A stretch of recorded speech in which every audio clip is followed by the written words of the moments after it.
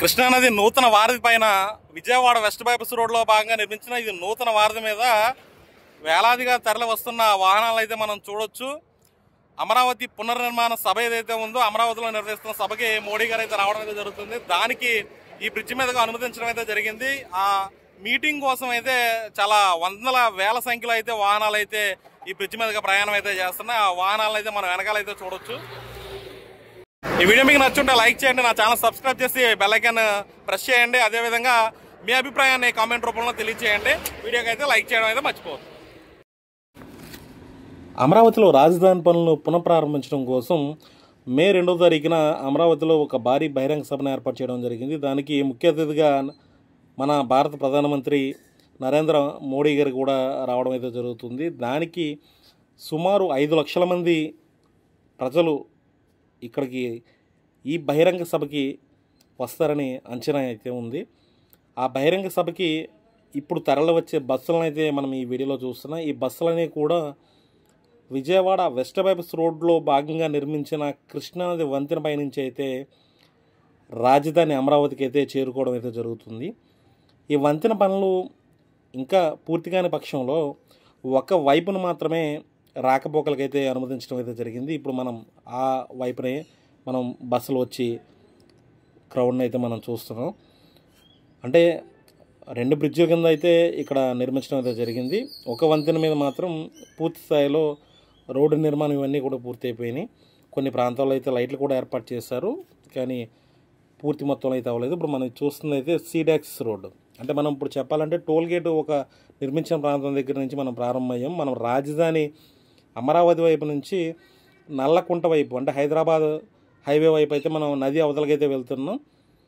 అంటే మనం ఈ వచ్చి వాహనాలన్నీ కూడా బాగా తీయాలి అనుకున్న పక్షంలో మనం ఆపోజిట్ డైరెక్షన్లో అయినప్పుడే వాహనాలన్నీ క్లియర్ అవుతాయి, క్లియర్గా మనం చూపించడానికి వీలుగా ఉంటుంది అన్న ఉద్దేశంలో అయితే మనం ఈ వీడియో తీయడం కోసం అయితే మనం రివర్స్లో అయితే వెళ్తున్నాం. అంటే రివర్స్లో అంటే మనం రాంగ్ రూట్లో అయితే వెళ్తలేదు, ఒకే వంతెన మీద రాకపోకలకైతే అనుమతించడం అయితే జరిగింది, వెళ్ళడానికి రావడానికి కూడా.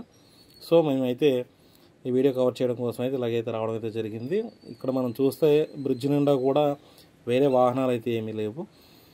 ఈ సభ కోసం వచ్చే వాహనాలే మనం పెద్ద సంఖ్యలో అయితే మనం చూడవచ్చు. సభ కోసం వచ్చే వాహనాలు, అదేవిధంగా సభ కోసం వచ్చే వాళ్ళకి సౌకర్యాలు కల్పించే వాహనాలు ఇవన్నీ కూడా ఈ వంతెన మీద అయితే మనం చూడవచ్చు.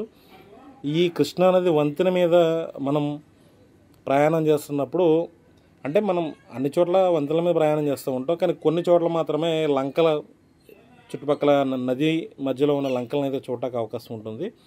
ఇక్కడ మనం చూస్తూ ఉంటే కృష్ణానది మీద ఉన్న లంక ప్రాంతాలను అయితే మనం ఈ వీడియోలో అయితే చూడవచ్చు. అంటే మనం ఈ వీడియోలో కాదు, ఈ వంతెన మీద ప్రయాణం చేస్తున్నప్పుడు అయితే చూడవచ్చు. మనం ఆ చుట్టుపక్కల కూడా చూపించే ప్రయత్నం అయితే నేనైతే చేయడం అయితే జరిగింది. ఎందుకంటే కృష్ణానది వంతెనలు అయితే ఈ ప్రస్తుతానికి మనకి అందుబాటులోకి రాలేదు, కానీ ఈ సభ కోసం ఇక్కడ మనం చూస్తూ ఉంటే ఈ పక్కన మనకి నడుచుకుంటూ వెళ్ళడం కోసం ఒక అంటే మొత్తం ఈ వంతెన అయితే 3.5 లైన్లలో అయితే ఉంటుంది.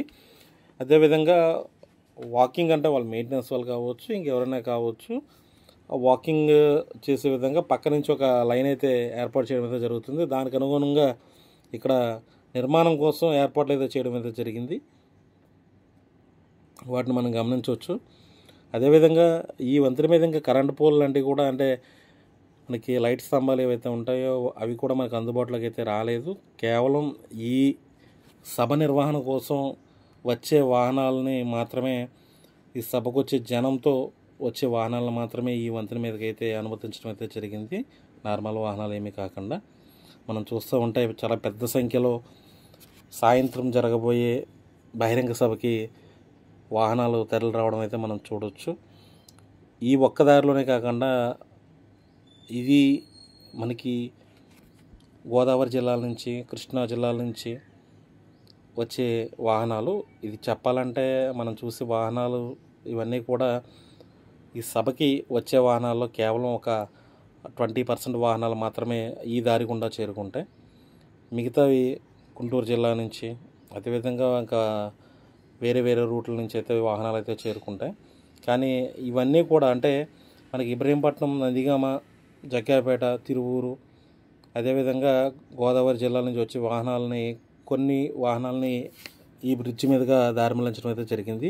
ఎందుకంటే ఇవన్నీ కూడా విజయవాడ సిటీలోకి ఎంటర్ అవుతే పెద్ద ఎత్తున అయితే ట్రాఫిక్ జామ్ ఏర్పడుతుంది కాబట్టి సిటీ బయట నుంచే సభా ప్రాంగణంకి వెళ్ళే విధంగా ఏర్పాట్లు అయితే చేయడం అయితే జరిగింది. ఇక్కడ మనం చూసుకుంటే మొత్తం అన్నీ కూడా మనకి ఇవన్నీ స్కూల్ బస్సులు కనిపిస్తున్నాయి. చెప్పాలంటే ఈ సభ నిర్వహించడానికి కూడా స్కూల్ బస్సులని పెద్ద మొత్తంలో కేటాయించడానికి ఇప్పుడు ప్రస్తుతం స్కూళ్ళు కాలేజీలు సెలవులు అవడం వల్ల బాగా జన సమీకరణానికి ఈ బస్సులను వాడుకోవడానికి ఎన్డీఏ పక్షానికి మంచి అవకాశం అయితే దొరికిందని చెప్పుకోవాలి. ఇప్పుడైతే మనం నది మీద వంతెన దాటేసి ఇంకా వీటీపీఎస్ కెనాల్ మీద ఉన్న వంతెన కూడా మనం దాటేసి అవతల వైపు అయితే వస్తున్నాం. ఈ సిటీ బస్సు ఉంది కదా, సిటీ బస్సు అయితే మామూలుగా ప్రయాణం చేసేది ఏమీ కాదు, ఈ సభ కోసం ప్రయాణం చేసేది. అంటే కొంతమంది అనుకోవచ్చు సిటీ బస్సులు కూడా తిరిగేస్తాయని చెప్పి అనుకోవచ్చు, కానీ అదేమీ కాదు, ఇక్కడ సభ కోసం మాత్రమే. ఇక్కడ మనకి ఇంక రైట్ సైడ్లో ఉన్న బ్రిడ్జ్ అయితే ఇంకా పూర్తి కాలేదు, దాని పనులు అయితే జరుగుతున్నాయి. మనం ప్రస్తుతం అయితే నది దాటి యువతలకైతే వచ్చాము. ఇవన్నీ కూడా ఒక మెడికల్ క్యాంపు, అదేవిధంగా వచ్చి వెహికల్లోని వాటర్ ప్యాకెట్లు ఇవన్నీ కూడా బటర్ మిల్క్ ప్యాకెట్లు ఎక్కించడానికి ఇక్కడ వాళ్ళ ఏర్పాట్లు అయితే చేయడం అయితే జరిగింది.